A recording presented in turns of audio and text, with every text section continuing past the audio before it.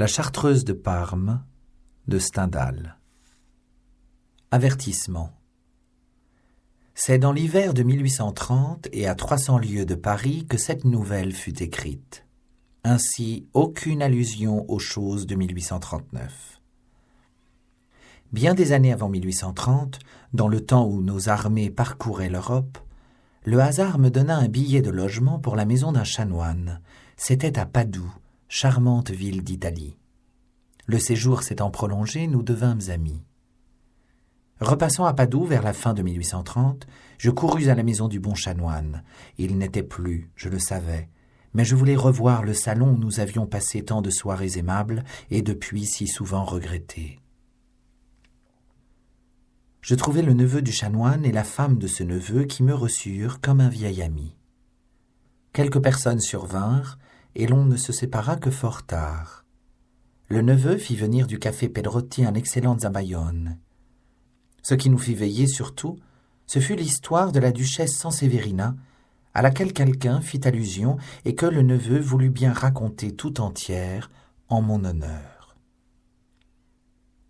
Dans le pays où je vais, dis-je à mes amis, je ne trouverai guère de soirée comme celle-ci. Et pour passer les longues heures du soir, je ferai une nouvelle de votre histoire. En ce cas, dit le neveu, je vais vous donner les annales de mon oncle qui, à l'article Parme, mentionne quelques-unes des intrigues de cette cour du temps que la duchesse y faisait la pluie et le beau temps. Mais prenez garde, cette histoire n'est rien moins que morale. Et maintenant que vous vous piquez de pureté évangélique en France, elle peut vous procurer le renom d'assassin. Je publie cette nouvelle sans rien changer au manuscrit de 1830, ce qui peut avoir deux inconvénients. Le premier pour le lecteur. Les personnages étant italiens l'intéresseront peut-être moins. Les cœurs de ce pays-là diffèrent assez des cœurs français. Les Italiens sont sincères, bonnes gens, et non effarouchés, disent ce qu'ils pensent. Ce n'est que par accès qu'ils ont de la vanité. Alors elle devient passion et prend le nom de puntiglio.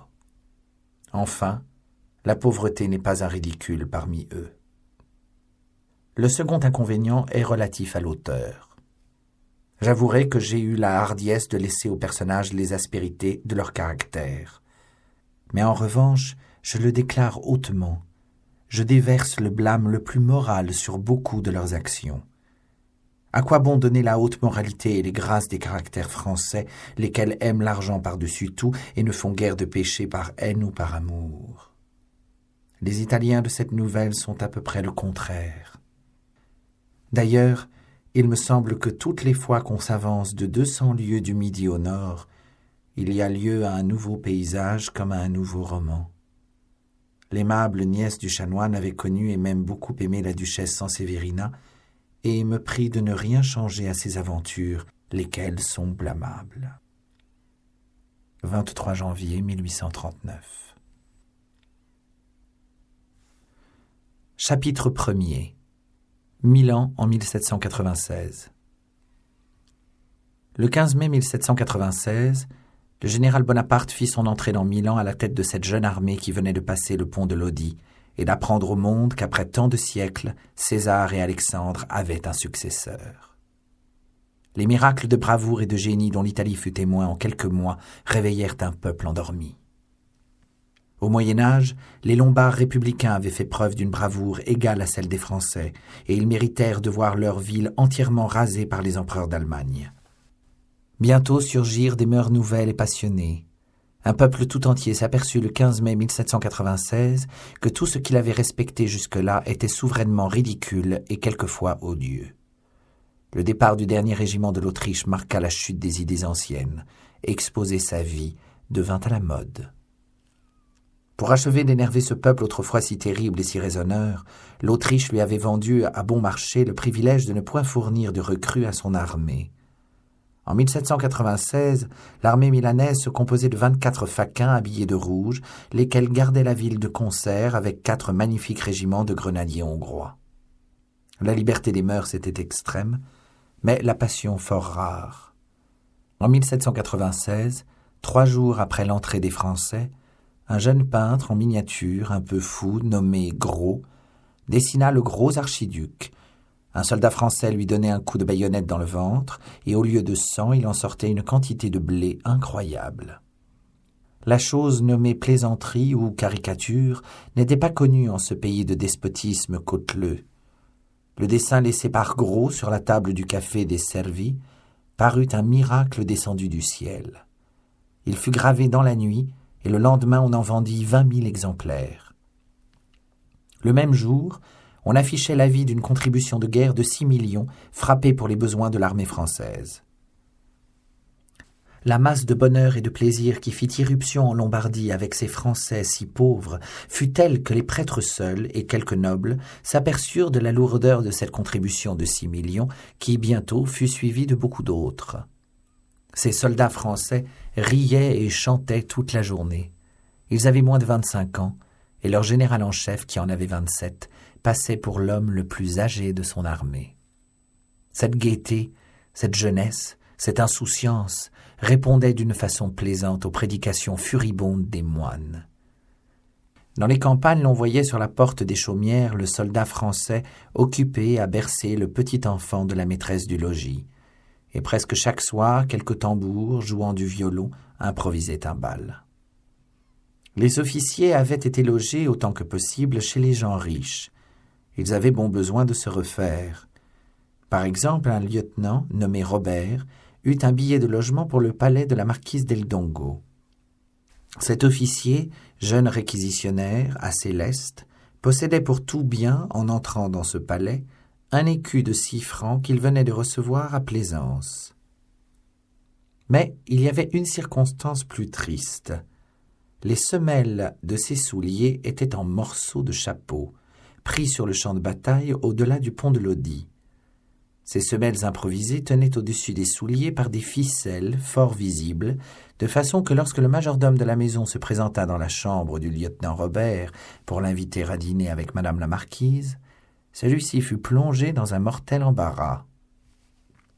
Enfin, le moment terrible arriva. « De la vie, je ne fus plus mal à mon aise, » me disait le lieutenant Robert. Ces dames pensaient que j'allais leur faire peur, et moi j'étais plus tremblant qu'elles. Je regardais mes souliers et ne savais comment marcher avec grâce.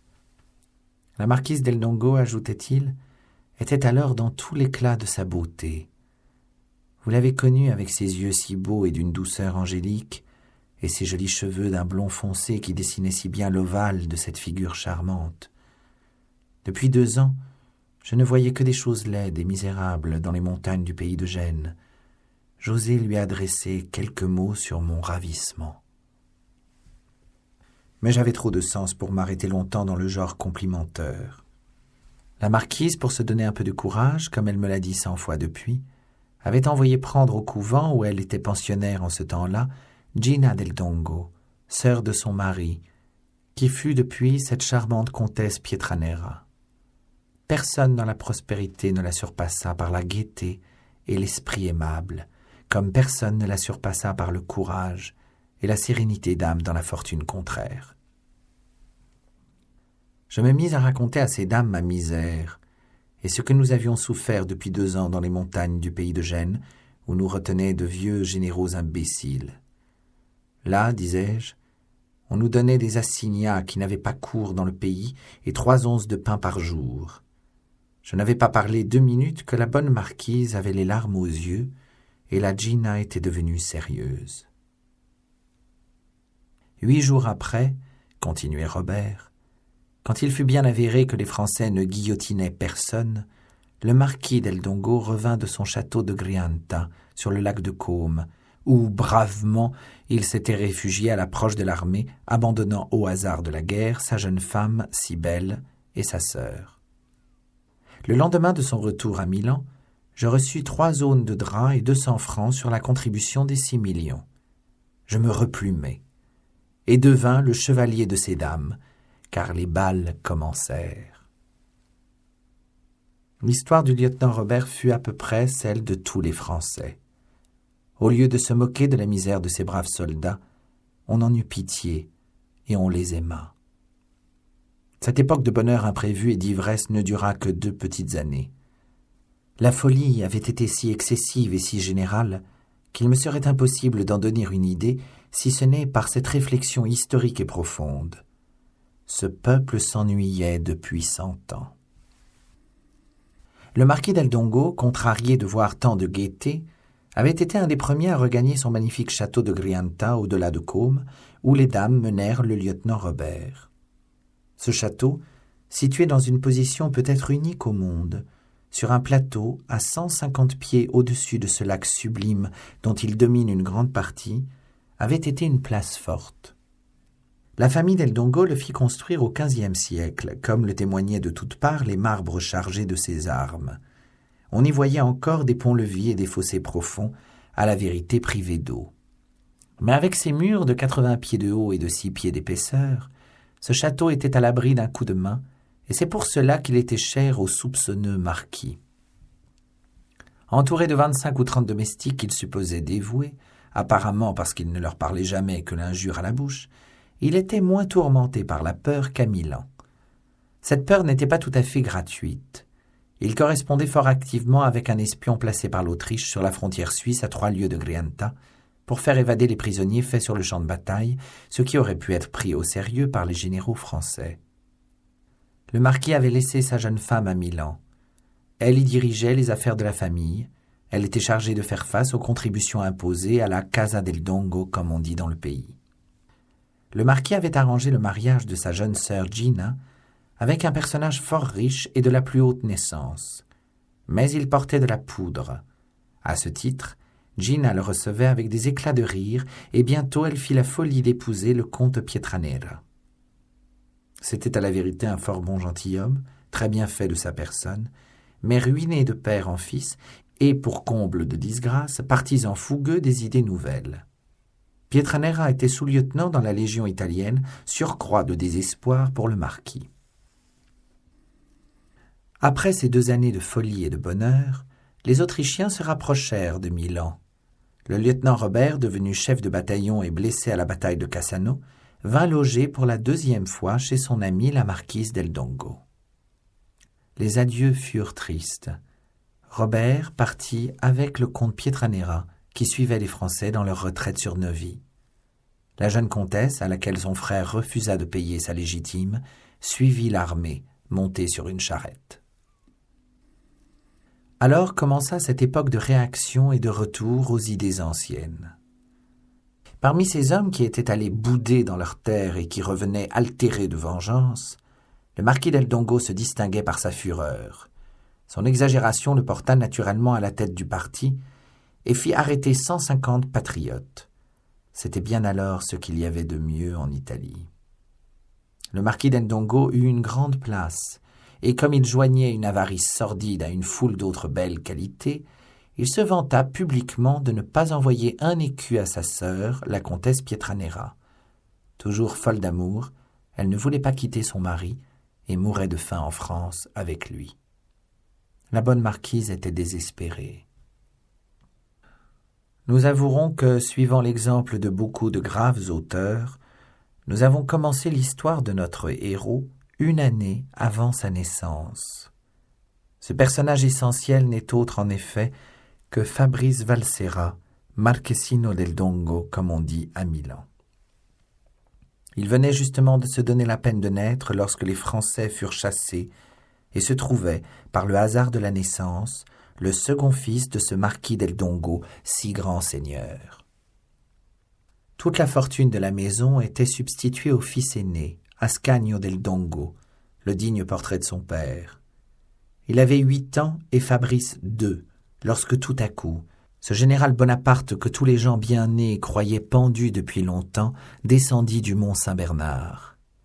Il entra dans Milan. Ce moment est encore unique dans l'histoire. Figurez-vous, tout un peuple amoureux fou. Peu de jours après, Napoléon gagna la bataille de Marengo. Le reste est inutile à dire. L'ivresse des Milanais fut au comble, mais cette fois, elle était mélangée d'idées de vengeance. On avait appris la haine à ce bon peuple. Bientôt l'on vit arriver ce qui restait des patriotes déportés aux Bouches de Cattaro. Leur retour fut célébré par une fête nationale. Leur arrivée fut le signal du départ pour les familles les plus compromises. Le marquis del Dongo fut des premiers à s'enfuir à son château de Grianta. Nous glissons sur 10 années de progrès et de bonheur, de 1800 à 1810. Fabrice passa les premières au château de Grianta, donnant et recevant force coups de poing au milieu des petits paysans du village et n'apprenant rien, pas même à lire. Plus tard, on l'envoya au collège des Jésuites à Milan. Le marquis, son père, exigea qu'on lui montrât le latin, non point d'après ces vieux auteurs qui parlent toujours de République, mais sur un magnifique volume orné de plus de 100 gravures, chef-d'œuvre des artistes du XVIIe siècle. C'était la généalogie latine des Valserra, marquis del Dongo, publiée en 1650 par Fabrice del Dongo, archevêque de Parme. La fortune des Valserra étant surtout militaire, les gravures représentaient force bataille et toujours on voyait quelques héros de ce nom donnant de grands coups d'épée. Ce livre plaisait fort au jeune Fabrice. Sa mère, qui l'adorait, obtenait de temps en temps la permission de venir le voir à Milan. Mais son mari ne lui offrant jamais d'argent pour ses voyages, c'était sa belle-sœur, l'aimable comtesse Pietranera, qui lui en prêtait. Après le retour des Français, la comtesse était devenue l'une des femmes les plus brillantes de la cour du prince Eugène, vice-roi d'Italie. Lorsque Fabrice eut fait sa première communion, elle obtint du marquis, toujours exilé volontaire, la permission de le faire sortir quelquefois de son collège. Elle le trouva singulier, spirituel, fort sérieux, mais joli garçon, et ne déparant point trop le salon d'une femme à la mode. Du reste, ignorant à plaisir et sachant à peine écrire. La comtesse, qui portait en toute chose son caractère enthousiaste, promit sa protection au chef de l'établissement si son neveu Fabrice faisait des progrès étonnants, et à la fin de l'année avait beaucoup de prix. La comtesse conduisait son neveu à toutes ces fêtes brillantes qui marquèrent le règne trop court de l'aimable prince Eugène. Elle l'avait créé de son autorité officier de hussards, et Fabrice, âgé de 12 ans, portait cet uniforme. À la suite de cette folie qui fit frémir le marquis Boudeur, il trouva un prétexte pour rappeler à Grianta le jeune Fabrice. La comtesse méprisait souverainement son frère. Elle le regardait comme un sot, triste, et qui serait méchant si jamais il en avait le pouvoir. Mais elle était folle de Fabrice, et après 10 ans de silence, elle écrivit au marquis pour réclamer son neveu. Sa lettre fut laissée sans réponse. À son retour dans ce palais formidable, bâti par les plus belliqueux de ses ancêtres, Fabrice ne savait rien au monde que faire l'exercice et monter à cheval. En arrivant au château de Grianta, Fabrice, les yeux encore bien rouges des larmes répandues en quittant les beaux salons de sa tante, ne trouva que les caresses passionnées de sa mère et de ses sœurs. Le marquis était enfermé dans son cabinet avec son fils aîné, le marchesino Ascanio. La marquise fut émerveillée des grâces de son fils. Mais elle avait conservé l'habitude d'écrire 2 ou 3 fois par an au général, comte d'A. C'était le nom actuel du lieutenant Robert. La marquise avait horreur de mentir aux gens qu'elle aimait. Elle interrogea son fils et fut épouvantée de son ignorance. « S'il me semble peu instruit, se disait-elle, à moi qui ne sais rien, Robert, qui est si savant, trouverait son éducation absolument manquée. Or maintenant, il faut du mérite. » La vie de ce château, peuplé de 30 ou 40 domestiques, était fort triste. Aussi, Fabrice passait-il toutes ses journées à la chasse ou à courir le lac sur une barque. Bientôt, il fut étroitement lié avec les cochers et les hommes des écuries. Tous étaient partisans fous des Français et se moquaient ouvertement des valets de chambre dévots attachés à la personne du marquis ou à celle de son fils aîné. Le grand sujet de plaisanterie contre ces personnages graves, c'est qu'ils portaient de la poudre à l'instar de leur maître. Chapitre 2. Le marquis chargea le bon abbé Blanes, curé de Grianta, de faire continuer à Fabrice ses études en latin. Il eût fallu que le curé lui-même sût cette langue. Or, elle était l'objet de ses mépris. Ses connaissances en ce genre se bornaient à réciter par cœur les prières de son missel dont il pouvait rendre à peu près le sens à ses ouailles. Le fait est que l'abbé Blanes, personnage d'une honnêteté et d'une vertu primitive, et de plus homme d'esprit, passait toutes les nuits au haut de son clocher. Il était fou d'astrologie. Après avoir usé ses journées à calculer des conjonctions et des positions d'étoiles, il employait la meilleure part de ses nuits à les suivre dans le ciel. Par suite de sa pauvreté, il n'avait d'autre instrument qu'une longue lunette à tuyaux de carton. Les paysans redoutaient l'abbé Blanes comme un grand magicien. Pour lui, à l'aide de la peur qu'inspiraient ses stations dans le clocher, il les empêchait de voler. Ses confrères, les curés des environs, fort jaloux de son influence, le détestaient. Le marquis del Dongo le méprisait tout simplement parce qu'il raisonnait trop pour un homme de si bas étage. Fabrice l'adorait. Pour lui plaire, il passait quelquefois des soirées entières à faire des additions ou des multiplications énormes. Puis il montait au clocher.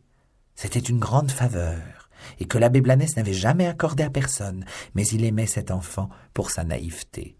« Si tu ne deviens pas hypocrite, lui disait-il, peut-être tu seras un homme. »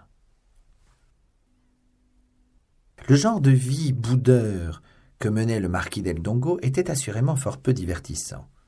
Le marquis, qui avait plus de 200 000 livres de rente, n'en dépensait pas le quart.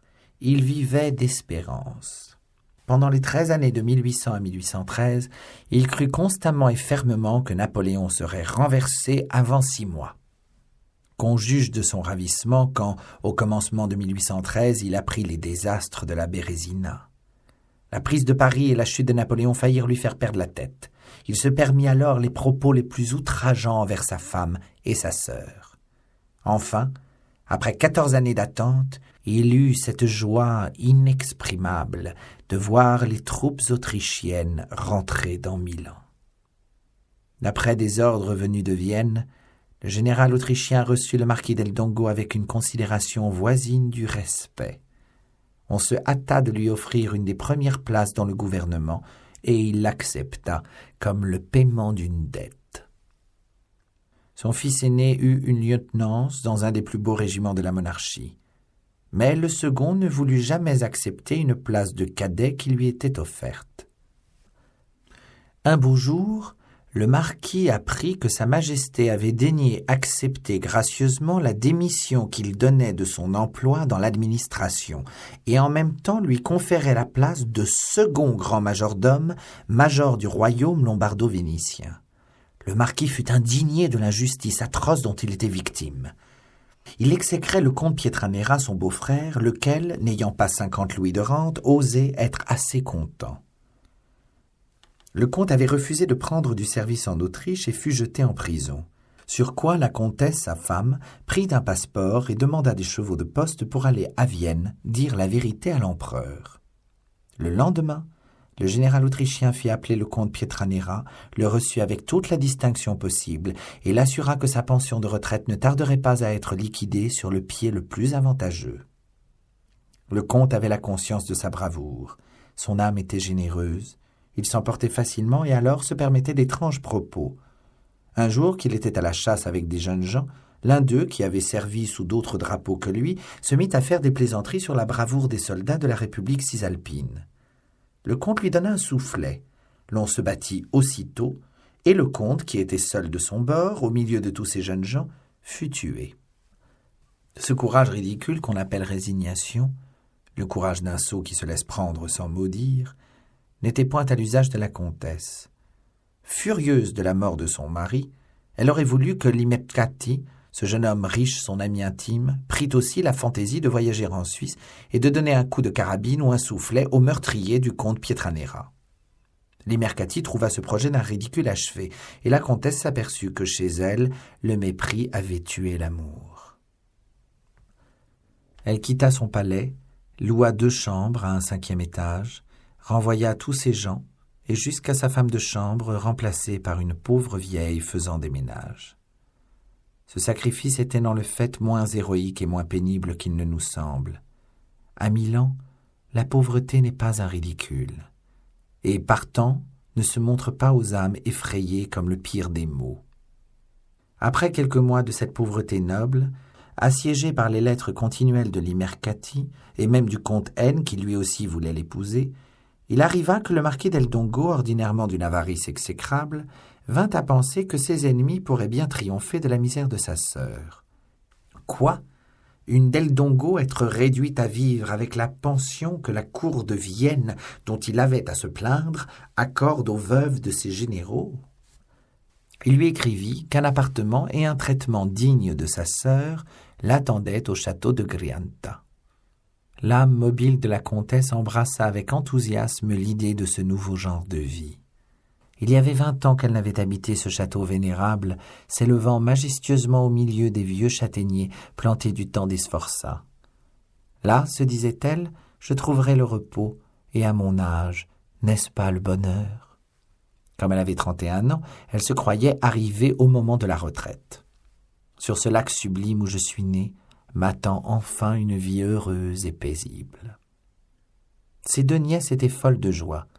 « Tu m'as rendu les beaux jours de la jeunesse, lui disait la marquise en l'embrassant. La veille de ton arrivée, j'avais 100 ans. » La comtesse se mit à revoir, avec Fabrice, tous ces lieux enchanteurs, voisins de Grianta, et si célébrés par les voyageurs. L'imagination est touchée par le son lointain de la cloche de quelques petits villages cachés sous les arbres.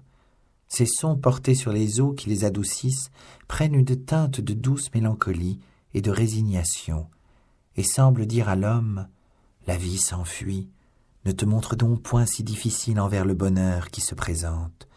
Hâte-toi de jouir. » Le langage de ces lieux ravissants, et qui n'ont point de pareils au monde, rendit à la comtesse son cœur de 16 ans. Le frère aîné de Fabrice, le Marchesine Ascagne, voulut se mettre des promenades de ces dames.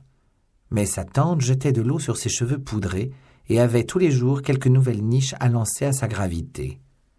Enfin, il délivra de l'aspect de sa grosse figure blafarde la joyeuse troupe qui n'osait rire en sa présence. On pensait qu'il était l'espion du marquis son père, et il fallait ménager ce despote sévère et toujours furieux depuis sa démission forcée. Ascagne jura de se venger de Fabrice. La comtesse s'était passionnée pour le caractère primitif et pour l'astrologie de l'abbé Blanès. Le peu d'argent qui lui restait avait été employé à acheter un petit télescope de rencontre, et presque tous les soirs, avec ses nièces et Fabrice, elle allait s'établir sur la plateforme d'une des tours gothiques du château. Fabrice était le savant de la troupe, et l'on passait là plusieurs heures, fort gaiement, loin des espions. L'on vécut ainsi pendant l'hiver de 1814 à 1815.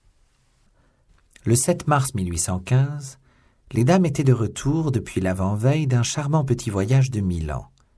Elles se promenaient dans la belle allée de platanes récemment prolongée sur l'extrême bord du lac. Une barque parut, venant du côté de Côme, et fit des signes singuliers. Un agent du marquis sauta sur la digue. Napoléon venait de débarquer au golfe de Juan. L'Europe eut la bonhomie d'être surprise de cet événement, qui ne surprit point le marquis del Dongo. Il écrivit à son souverain une lettre pleine d'effusion de cœur. Il lui offrait ses talents et plusieurs millions, et lui répétait que ses ministres étaient des jacobins d'accord avec les meneurs de Paris. Le 8 mars, à 6 heures du matin, le marquis, revêtu de ses insignes, se faisait dicter par son fils aîné le brouillon d'une 3e dépêche politique. Il s'occupait avec gravité à la transcrire de sa belle écriture soignée sur du papier portant en filigrane l'effigie du souverain. En même instant, Fabrice se faisait annoncer chez la comtesse Pietranera. « Je pars, lui dit-il. Je vais rejoindre l'empereur, qui est aussi roi d'Italie. Il avait tant d'amitié pour ton mari. Je passe par la Suisse. Cette nuit, Amenaggio, mon ami Vasi, le marchand de baromètres, m'a donné son passeport. Maintenant, donne-moi quelques Napoléons, car je n'en ai que 2 à moi. Mais, s'il faut, j'irai à pied. » La comtesse pleurait de joie et d'angoisse. « Grand Dieu, pourquoi faut-il que cette idée te soit venue ?» s'écriait-elle en saisissant les mains de Fabrice. « En te permettant d'aller le rejoindre, je lui sacrifie ce que j'ai de plus cher au monde, » disait-elle. Les yeux de Fabrice se mouillèrent. Il répandit des larmes en embrassant la comtesse, Mais sa résolution de partir ne fut pas un instant ébranlée. Il expliquait avec effusion à cet ami si cher toutes les raisons qui le déterminaient et que nous prenons la liberté de trouver bien plaisantes. Hier soir, il était 6h moins 7 minutes. Nous nous promenions, comme tu sais, sur le bord du lac dans l'allée de platanes, au-dessous de la Casa Somariva, et nous marchions vers le sud. Là, pour la première fois, j'ai remarqué au loin le bateau qui venait de Côme, porteur d'une si grande nouvelle. Comme je regardais ce bateau sans songer à l'empereur, et seulement enviant le sort de ceux qui peuvent voyager, tout à coup j'ai été saisi d'une émotion profonde. Le bateau a pris terre, l'agent a parlé bas à mon père, qui a changé de couleur, et nous a pris à part pour nous annoncer la terrible nouvelle. Je me tournai vers le lac sans autre but que de cacher les larmes de joie dont mes yeux étaient inondés. Tout à coup, à une hauteur immense et à ma droite, j'ai vu un aigle, l'oiseau de Napoléon. Il volait majestueusement se dirigeant vers la Suisse et par conséquent vers Paris. J'ai vu cette grande image de l'Italie se relever de la fange où les Allemands la retiennent plongée. Elle étendait ses bras meurtris et encore à demi chargés de chaînes vers son roi et son libérateur. Et moi, me suis-je dit, fils encore inconnu de cette mère malheureuse, je partirai. J'irai mourir ou vaincre avec cet homme marqué par le destin et qui voulut nous laver du mépris que nous jettent même les plus esclaves et les plus vils parmi les habitants de l'Europe. Ne trouves-tu pas que ces vieux murs noircis, symboles maintenant et autrefois moyens du despotisme, sont une véritable image du triste hiver ?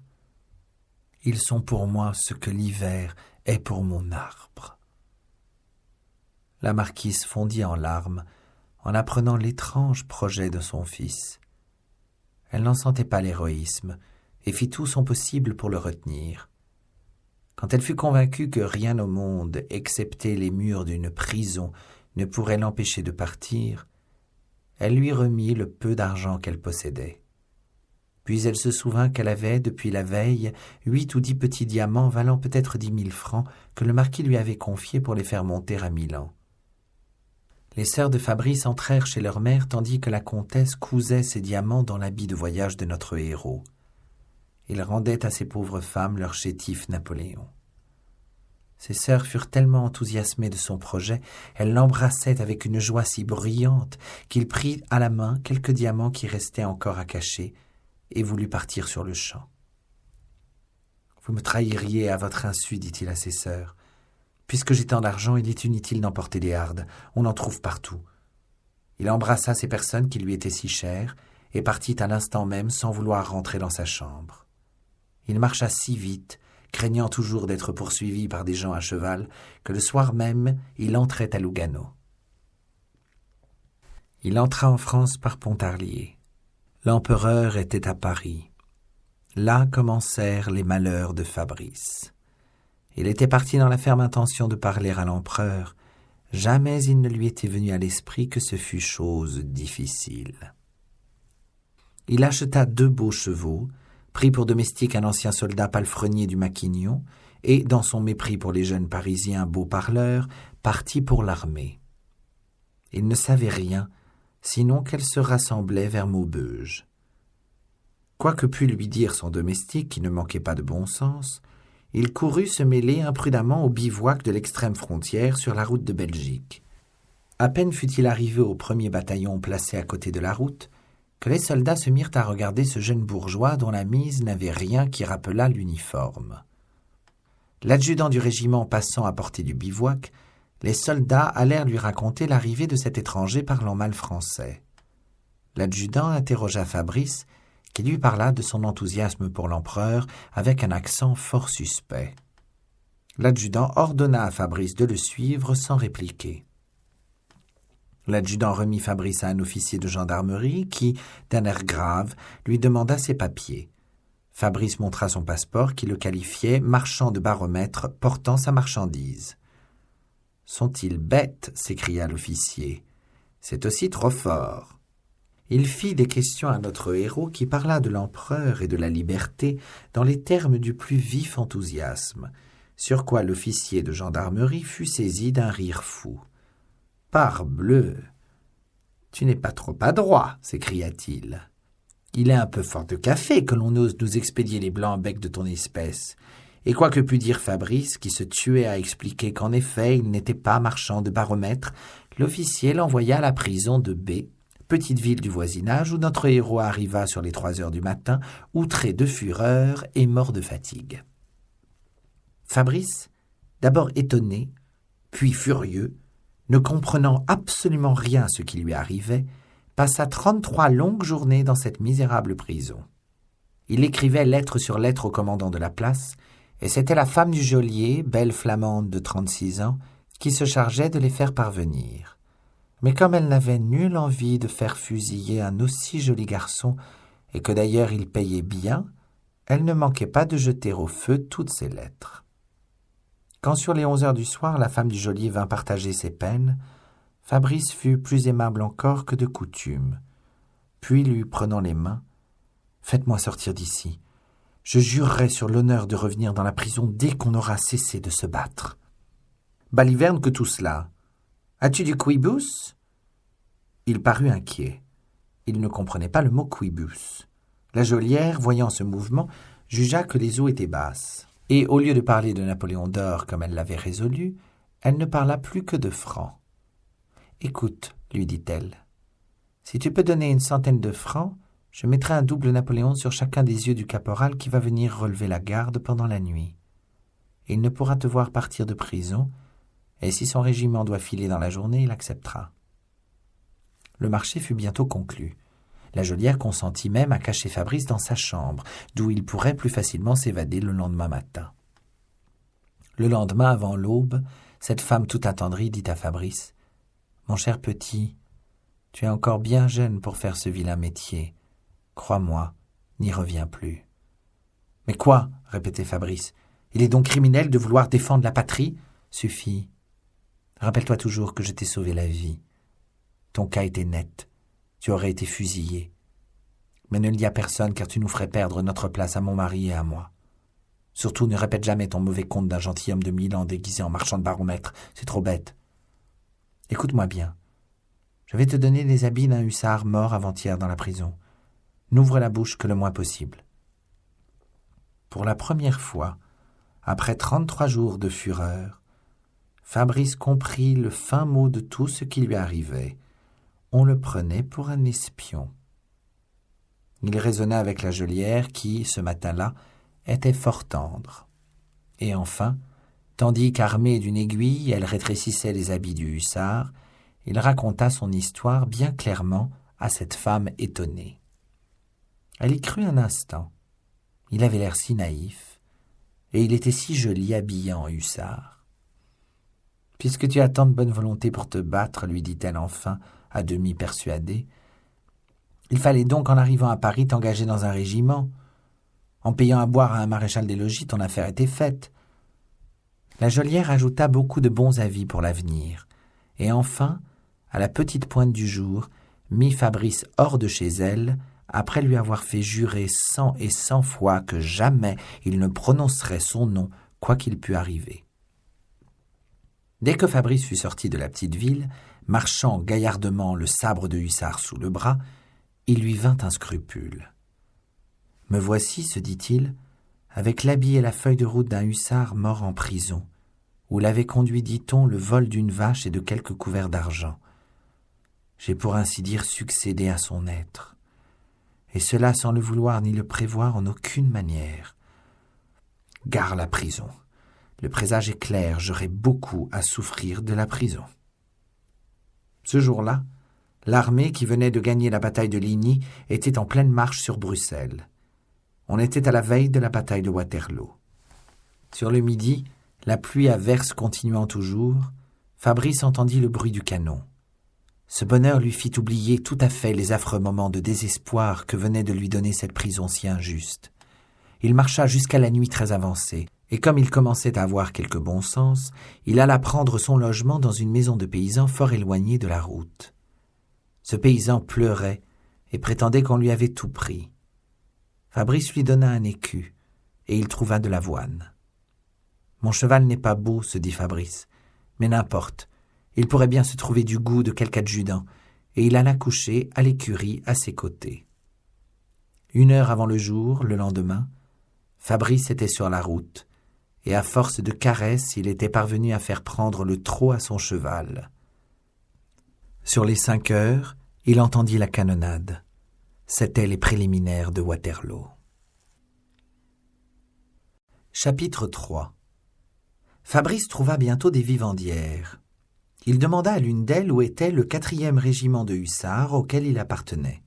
« Tu ferais aussi bien de ne pas t'en presser, mon petit soldat, » dit la cantinière, touchée par la pâleur et les beaux yeux de Fabrice.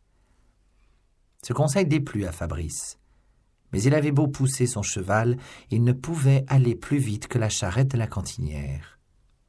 À l'exception de son vrai nom et de sa fuite de prison, il finit par tout dire à cette femme qui semblait si bonne. Elle était fort étonnée et ne comprenait rien du tout à ce que lui racontait ce beau jeune soldat.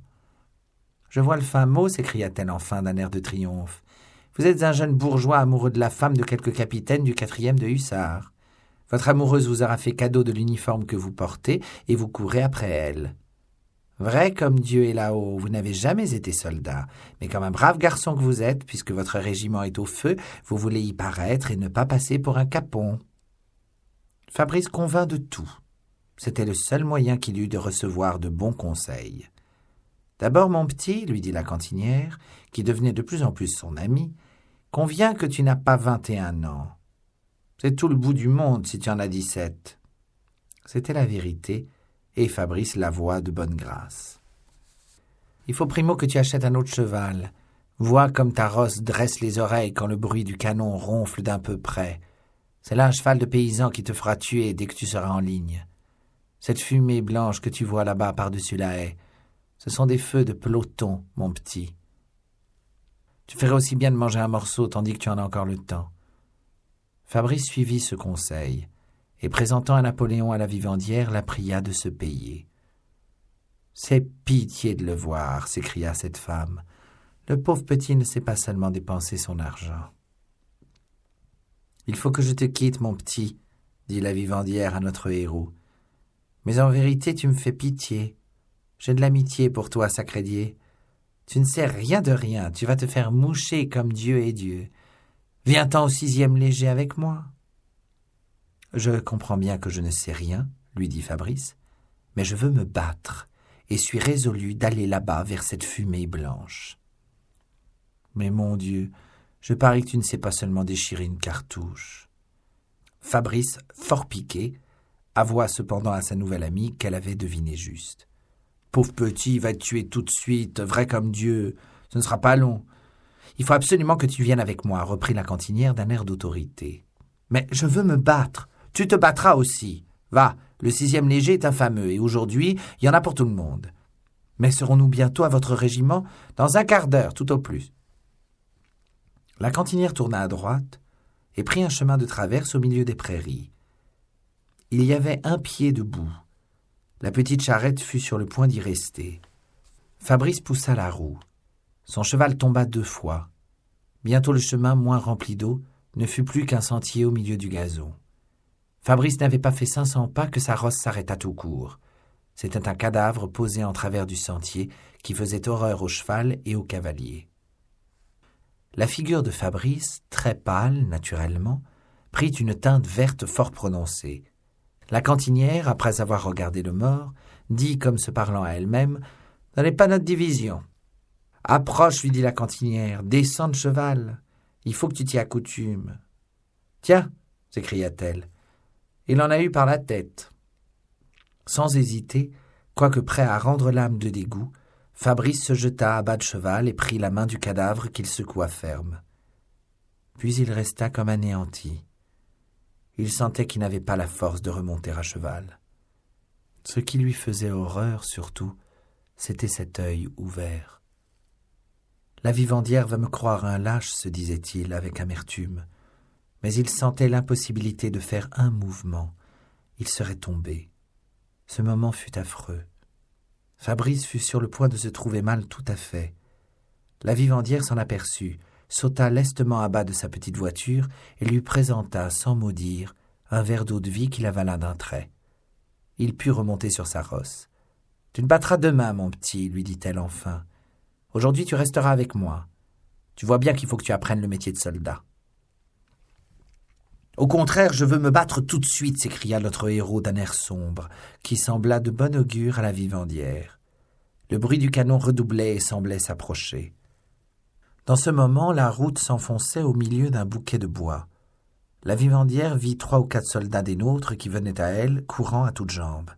Elle sauta lestement à bas de sa voiture et courut se cacher. « Donc, se dit Fabrice, je vais voir si je suis un lâche. » Il s'arrêta auprès de la petite voiture abandonnée par la cantinière et tira son sabre. « Arrête-toi donc, arrête !» criait-elle à Fabrice. Bientôt tous les deux furent hors du bois. En arrivant au bord de la plaine, ils entendirent un tapage effroyable. Le canon et la mousqueterie tonnaient de tous les côtés, à droite, à gauche, derrière. « Si je savais seulement où est le régiment, » disait la cantinière embarrassée. À ce moment, la cantinière aperçut les 4 soldats dont nous venons de parler. Ils débouchaient du bois dans la plaine, à gauche de la route. L'un d'eux était à cheval. « Voilà ton affaire, dit-elle à Fabrice. « Oh là, oh !» cria-t-elle à celui qui était à cheval. « Viens donc ici boire le verre d'eau-de-vie. » Les soldats s'approchèrent. « Où est le 6e léger ?» cria-t-elle. « Là-bas, à 5 minutes d'ici, en avant de ce canal qui est le long des Saules. Même que le colonel Mâcon vient de te tuer. Veux-tu 5 francs de ton cheval, toi ? 5 francs ? Tu ne plaisantes pas mal. Donne-moi un de tes Napoléons, dit la vivandière à Fabrice. Puis s'approchant du soldat à cheval. Descends vivement, lui dit-elle. Voilà ton Napoléon. Le soldat descendit. Fabrice sauta en selle gaiement. À ce moment, un boulet donna dans la ligne de saule qu'il prit de biais, et Fabrice eut le curieux spectacle de toutes ces petites branches volant de côté, et d'autres comme rasées par un coup de faux. « Tiens, voilà le brutal qui s'avance, » lui dit le soldat. Il pouvait être 2 heures. Fabrice était dans l'enchantement de ce spectacle curieux. Le cheval laissé à lui-même partit ventre à terre et alla rejoindre l'escorte qui suivait les généraux. Fabrice compta 4 chapeaux brodés. Un quart d'heure après, par quelques mots que dit un hussard son voisin, Fabrice comprit qu'un de ses généraux était le célèbre maréchal Ney. Son bonheur fut au comble.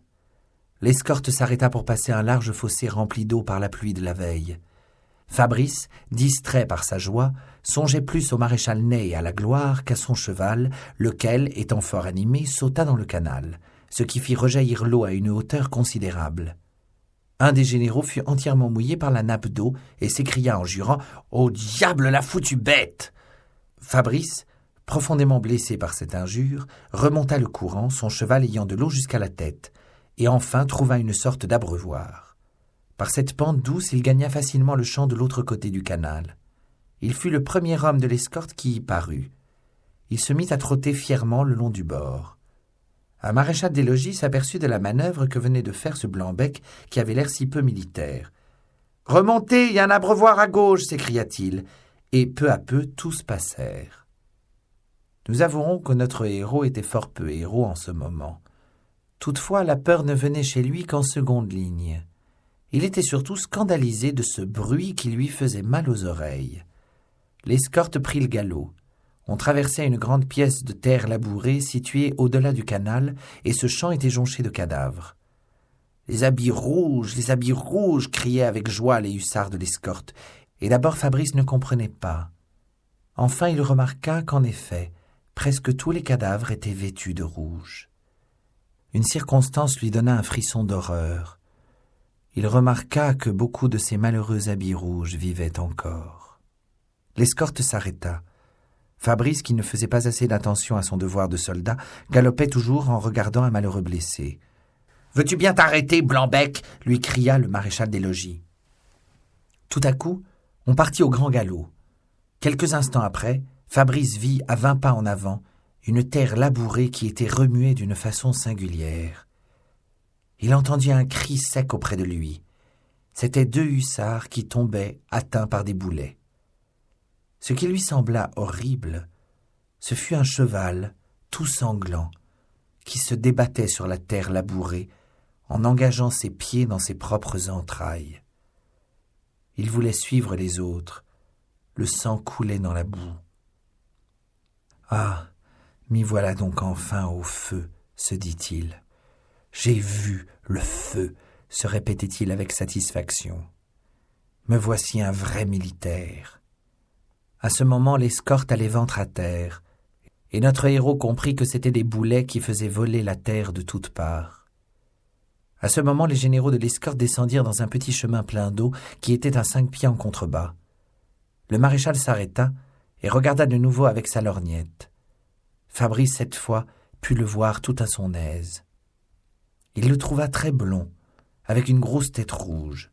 « Nous n'avons point des figures comme celle-là en Italie, se dit-il.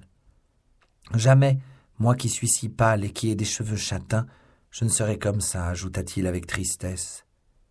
Pour lui, ces paroles voulaient dire « Jamais je ne serai un héros ». Après un petit canal que tout le monde passa, Fabrice se trouva à côté d'un maréchal des logis qui avait l'air fort bon enfant. « Il faut que je parle à celui-là, se dit-il. Peut-être ils cesseront de me regarder. » Il médita longtemps. « Monsieur, c'est la première fois que j'assiste à la bataille, dit-il enfin au maréchal des logis. Mais ceci est-il une véritable bataille ? Un peu. Mais vous, qui êtes-vous ? Je suis frère de la femme d'un capitaine. Et comment l'appelez-vous, ce capitaine ? Notre héros fut terriblement embarrassé. Il n'avait point prévu cette question. Par bonheur, le maréchal et l'escorte repartaient au galop. Quel nom français, dirais-je, pensait-il. Enfin, il se rappela le nom du maître de l'hôtel où il avait logé à Paris. Il rapprocha son cheval de celui du maréchal des logis et lui cria de toutes ses forces « Le capitaine Meunier !» L'autre, entendant mal à cause du roulement du canon, lui répondit « Ah, le capitaine Tellier ! Eh bien, il a été tué. »« Bravo !» se dit Fabrice. « Le capitaine Tellier. Il faut faire l'affliger. »« Ah, mon Dieu !» cria-t-il. Et il prit une mine piteuse.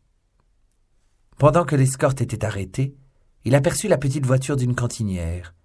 Et sa tendresse pour ce corps respectable l'emportant sur tout, il partit au galop pour la rejoindre. « Restez donc !»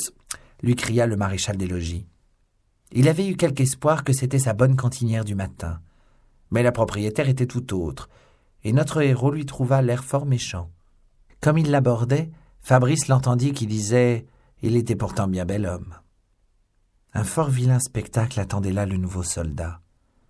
On coupait la cuisse à un cuirassier, beau jeune homme de 5 pieds 10 pouces. Fabrice ferma les yeux et but coup sur coup 4 verres d'eau-de-vie. « Comme tu y vas, Gringalet !» s'écria la cantinière. L'eau-de-vie lui donna une idée. « Il faut que j'achète la bienveillance de mes camarades, les hussards de l'escorte. »« Donnez-moi le reste de la bouteille, dit-il à la vivandière. »« Mais sais-tu, répondit-elle, que ce reste-là coûte 10 francs un jour comme aujourd'hui ?» Comme il regagnait l'escorte au galop. « Ah, tu les rapportes la goutte !» s'écria le maréchal des logis. « C'est pour ça que tu désertais. Donne !» La bouteille circula. Le dernier qui la prit la jeta en l'air après avoir bu. « Merci, camarade !» cria-t-il à Fabrice. Tous les yeux le regardèrent avec bienveillance. Ses regards ôtèrent un poids de 100 livres de dessus le cœur de Fabrice. Tout à coup, le maréchal des logis cria à ses hommes. « Vous ne voyez donc pas l'empereur ?» Sur le champ, l'escorte cria « Vive l'empereur !» à tue-tête. On peut penser si notre héros regarda de tous ses yeux, mais il ne vit que des généraux qui galopaient, suivis eux aussi d'une escorte. Les longues crinières pendantes que portaient à leur casque les dragons de la suite l'empêchèrent de distinguer les figures. Ainsi, je n'ai pu voir l'empereur sur un champ de bataille à cause de ces maudits verres d'eau-de-vie. Cette réflexion le réveilla tout à fait. On redescendit dans un chemin rempli d'eau, les chevaux voulurent boire. « C'est donc l'empereur qui a passé là ?» dit-il à son voisin. « Eh, certainement, celui qui n'avait pas d'habit brodé. Comment ne l'avez-vous pas vu ?» lui répondit le camarade avec bienveillance. Fabrice eut grande envie de galoper après l'escorte de l'empereur et de s'y incorporer. Quel bonheur de faire réellement la guerre à la suite de ce héros. Ce qui détermina Fabrice à rester, c'est que les hussards, ses nouveaux camarades, lui faisaient bonne mine. Il commençait à se croire l'ami intime de tous les soldats avec lesquels il galopait depuis quelques heures. La façon dont on le regardait maintenant mit notre héros au comble du bonheur. Il eût fait tout au monde pour ses camarades. Son âme et son esprit étaient dans les nues. Il remarqua en sortant du chemin creux que l'escorte n'était plus avec le maréchal Ney. Le général qu'il suivait était grand, mince, et avait la figure sèche et l'œil terrible. Ce général n'était autre que le comte d'A, le lieutenant Robert du 15 mai 1796. Quel bonheur il eût trouvé à voir Fabrice del Dongo.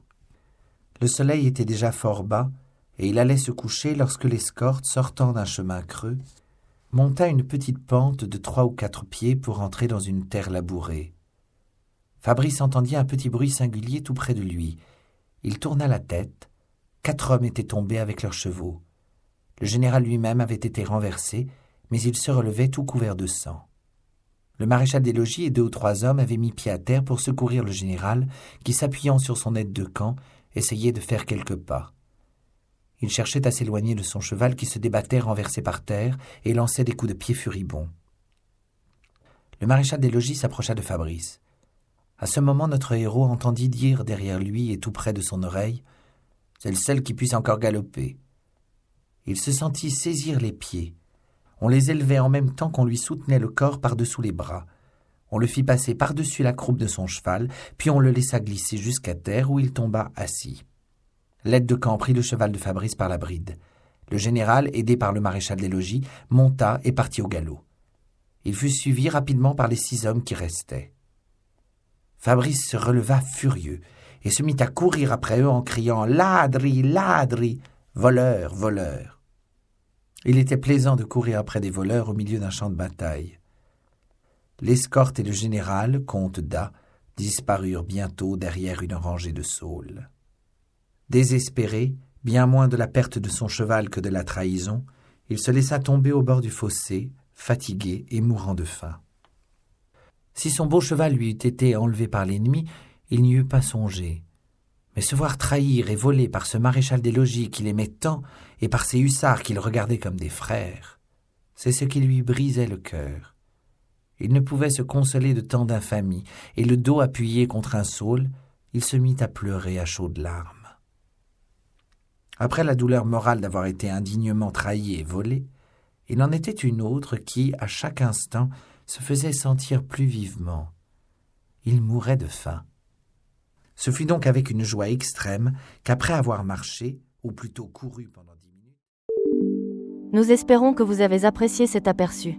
Pour continuer à écouter ce livre audio sur Google Play Livres, utilisez le lien dans la description de la vidéo.